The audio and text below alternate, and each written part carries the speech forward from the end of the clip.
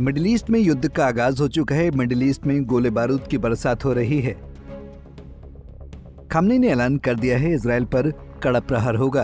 क्या दुनिया तीसरे विश्व युद्ध की तरफ जाने वाली है? क्या इजराइल और ईरान युद्ध एक बड़े संघर्ष की ओर बढ़ने जा रहा है? ईरान के सुप्रीमो खामनेई ने इजराइल को लेकर क्या बयान दिया है? क्या ईरान इजराइल के ऊपर कोई बड़ी कार्रवाई के मूड में है?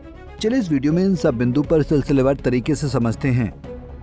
दरअसल ईरान इजराइल में इस समय युद्ध जैसे हालात हैं। इजराइल लगातार ईरान के बड़े शहर को निशाना बना रहा है। ईरान के लोगों में खौफ का माहौल है। ईरान की राजधानी तेहरान इजराइल के हमले से धुआं हो चुकी है।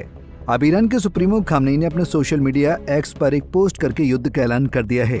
खामनेई ने लिखा कि नामी हैदर के नाम पर जंग शुरू होती है। अली अपने जुल्फिकार के साथ खैबर लौटता है।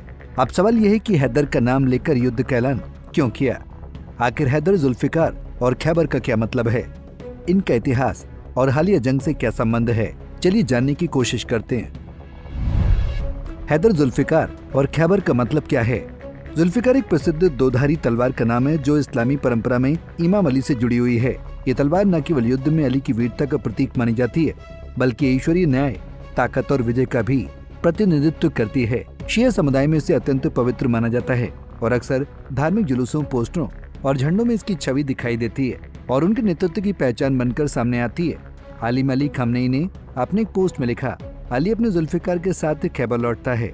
इस कथन के जरिए वो ये संदेश दे रहे हैं कि जैसे अली ने ऐतिहासिक युद्ध में अपने साहस और अल्लाह की मदद से विजय पाई थी, वैसे ही आज भी अन्याय और दुश्मनों के खिलाफ संघर्ष के लिए तैयार रहना जरूरी है। यह बयान प्रतीकात्मक रूप से शक्ति, ईमानदारी और संकल्प का संदेश देता है। खैबर एक ऐतिहासिक क्षेत्र था जो अरब प्रायद्वीप में स्थित था और रणनीतिक दृष्टि से अत्यंत महत्वपूर्ण माना जाता था। वर्ष 628 ईस्वी में खैबर की लड़ाई लड़ी गई थी, जिसमें पैगंबर मोहम्मद के नेतृत्व में मुसलमानों ने इमाम अली की अगुवाई में वहां के यहूदी कबीलों को हराया था। ये संघर्ष इसलिए भी खास था क्योंकि खैबर के किले मजबूत थे और वहां के कबीलों के पास पर्याप्त सैन्य संसाधन थे, जिससे मदीना को खतरा हो सकता था। इस युद्ध में मुसलमानों की जीत ने न केवल मदीना की सुरक्षा सुनिश्चित की, बल्कि ये भी दिखाया कि जब न्याय और ईमानदारी के साथ संघर्ष किया जाए तो बड़ी से बड़ी ताकत को भी पराजित किया जा सकता है। इसलिए खैबर की जीत आज भी इस्लामी इतिहास में साहस, रणनीति और विश्वास की एक मिसाल मानी जाती है। आपको बता दें कि ईरान के सुप्रीमो खामनेई के इस पोस्ट के बाद मिडिल ईस्ट में तनाव और ज्यादा बढ़ गया है। खामनेई का यह बयान ऐसे समय पर आया जब अमेरिका के राष्ट्रपति डोनाल्ड ट्रंप ने खामनेई को सरेंडर करने के लिए कहा था। ट्रंप ने बयान जारी करके कहा था कि हमें अच्छे ढंग से पता है कि ईरान का सुप्रीम लीडर कहाँ छिपा है। ट्रंप ने कहा, हम उसे मारने नहीं जा रहे हैं, कम से कम अभी तो नहीं। राष्ट्रपति ने कहा कि हमारा धैर्य जवाब दे रहा है। उन्होंने कहा है कि खामनेई को बिना शर्त आत्मसमर्पण कर देना चाहिए। फिलहाल मिडिल ईस्ट में 6 दिनों से हालात तनावपूर्ण बने हैं। इजराइल लगातार ईरान पर मिसाइलों की बारिश कर रहा है।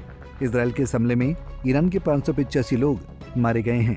सूत्रों के हवाले से जानकारी मिल रही है कि इजराइल ईरान युद्ध में अमेरिका की भी एंट्री हो गई है। ये युद्ध कब तक चलता है, इस संघर्ष का क्या निष्कर्ष निकलता है, ये तो आने वाला वक्त बताएगा। Bureau report, Punjab Kesari TV. हमसे जुड़े रहने के लिए हमारे YouTube चैनल को सब्सक्राइब करें और नई वीडियो की नोटिफिकेशन के लिए बेल आइकॉन को दबाएं।